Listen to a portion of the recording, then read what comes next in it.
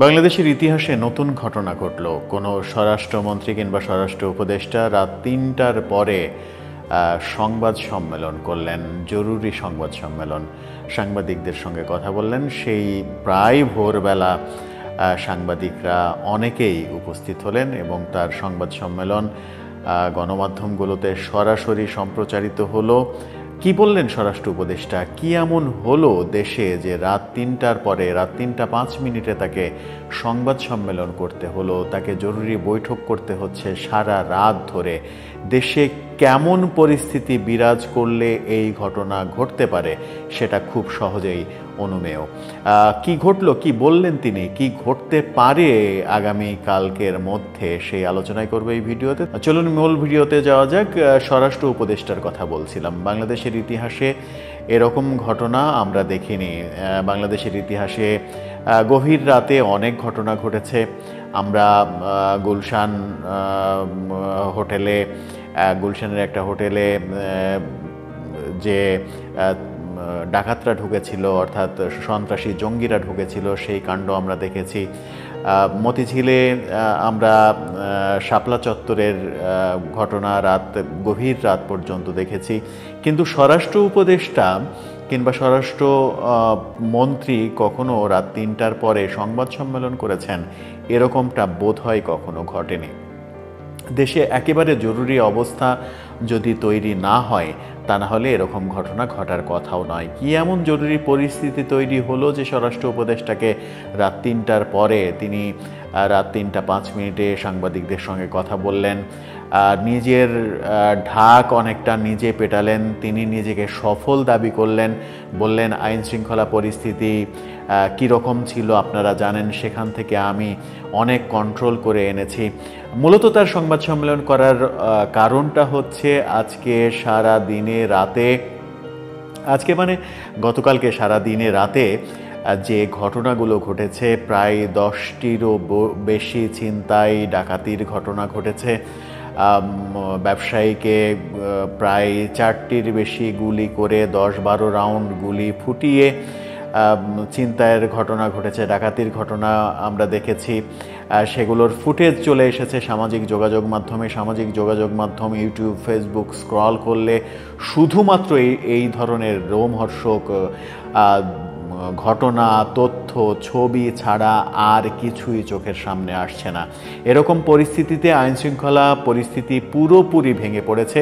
স্বরাষ্ট্র উপদেষ্টা পুরোপুরি ব্যর্থ। রাতে আমরা ঢাকা বিশ্ববিদ্যালয়ে স্বরাষ্ট্র উপদেষ্টার পদত্যাগ চেয়ে ছাত্রদের মিছিল করতে দেখেছি এবং ছাত্ররা আলটিমেটাম দিয়েছে আজকে দুপুর 12টার মধ্যে স্বরাষ্ট্র উপদেষ্টাকে পদত্যাগ করতে হবে। সেই প্রশ্নও তাকে করা হয়েছিল যে আপনার এই ব্যাপারে বক্তব্য কি, আপনার যে পদত্যাগ চাওয়া হচ্ছে। তিনি বলেছেন যে পদত্যাগ যে কারণে চাচ্ছে সেই পরিস্থিতিটা উন্নত হলেই তো আর তাদের পদত্যাগ চাওয়ার কোনো কারণ নেই। অনেকটা নিজের ঢাক নিজে পেটালেন। তিনি বললেন যে হাস্যকর হলেও সত্য, তিনি তার সমস্ত ব্যর্থতার দায় আওয়ামী দোসরদের উপরে চাপালেন। বললেন যে বাংলাদেশে এখন যে অরাজক পরিস্থিতি হচ্ছে, ছিনতাই, চুরি, ডাকাতি, ধর্ষণের ঘটনা ঘটছে। ঢাকা বিশ্ববিদ্যালয়ের নারীদের পক্ষ থেকে দাবি উঠেছে যে নারীদের নিরাপত্তা ব্যাপারে স্বরাষ্ট্র উপদেষ্টা এবং আইন উপদেষ্টা পুরোপুরি ব্যর্থ হয়েছে, তাদের পদত্যাগ করা উচিত। তিনি বললেন যে এই ঘটনাগুলো নাকি ঘটাচ্ছে আওয়ামী দোসররা, আওয়ামী লীগের লোকজন এই ঘটনা ঘটাচ্ছে, এটা তার অবজারভেশন, তার ভাষ্য। তিনি আওয়ামী লীগের উপরে দোষ চাপালেন এবং বললেন আওয়ামী লীগের হাতে প্রচুর টাকা আছে, যে টাকা তারা ছড়িয়ে সন্ত্রাসী কার্যক্রম চালাচ্ছে। যদি ধরে নেওয়া যায় যে সেটাই সত্য কথা, তাহলে প্রশ্ন আসে যে আপনি স্বরাষ্ট্র উপদেষ্টা হিসেবে কি করছেন? এই গভীর রাতে আপনি আইন শৃঙ্খলা রক্ষাকারী বাহিনীর সঙ্গে মিটিং করছেন, সেটা ভালো কথা, কিন্তু আপনার আইন শৃঙ্খলা বাহিনী কি করছে? এই যে দেশে প্রতিদিন একের পর এক ঘটনা ঘটছে, বাসে ধর্ষণের মতো ঘটনা বাংলাদেশে প্রথমবার আমরা দেখলাম। এর আগে ইন্ডিয়াতে ঘটার ঘটনা আমরা শুনেছি, সেটা নিয়ে আফসোস করেছি, প্রতিবাদ করেছি। এবার বাংলাদেশে সেই ঘটনা ঘটলো, ঢাকা থেকে রাজশাহীগামী বাসে।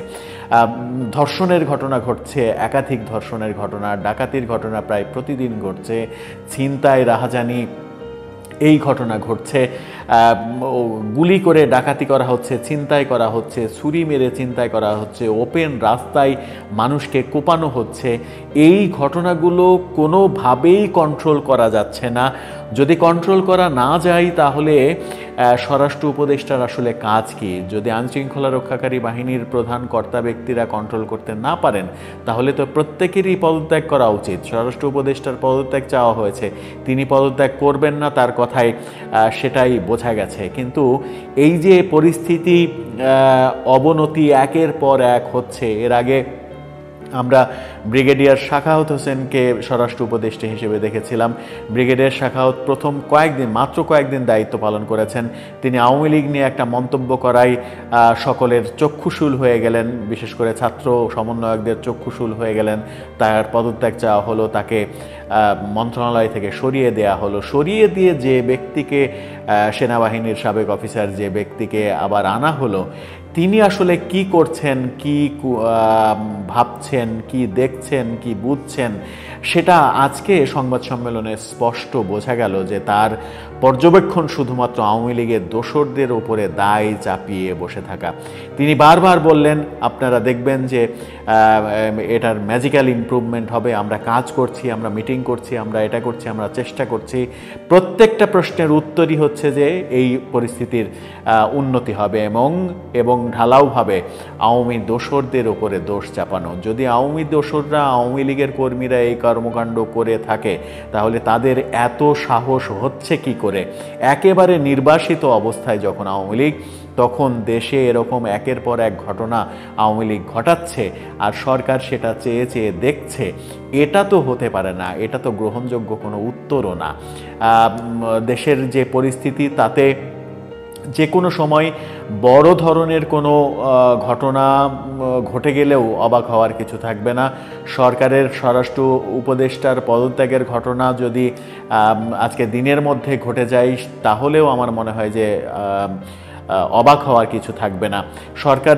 সরকার যদি স্বরাষ্ট্র উপদেষ্টাকে সেভ করার কৌশল অবলম্বন করে তাহলে সরকারের জন্য সেটা বড় ধরনের ধাক্কা হবে, সরকার টিকিয়ে রাখাটা বড় ধরনের ধাক্কা হবে। কারণ হচ্ছে যে বাংলাদেশে মানবাধিকার পরিস্থিতি, আইনশৃঙ্খলা পরিস্থিতি এত নিচে নেমে যাচ্ছে যে আন্তর্জাতিক চাপ বাড়বে, আর আন্তর্জাতিক চাপ বাড়লে সরকারের পক্ষে সেই চাপ ট্যাকেল দেওয়া সম্ভব হবে না।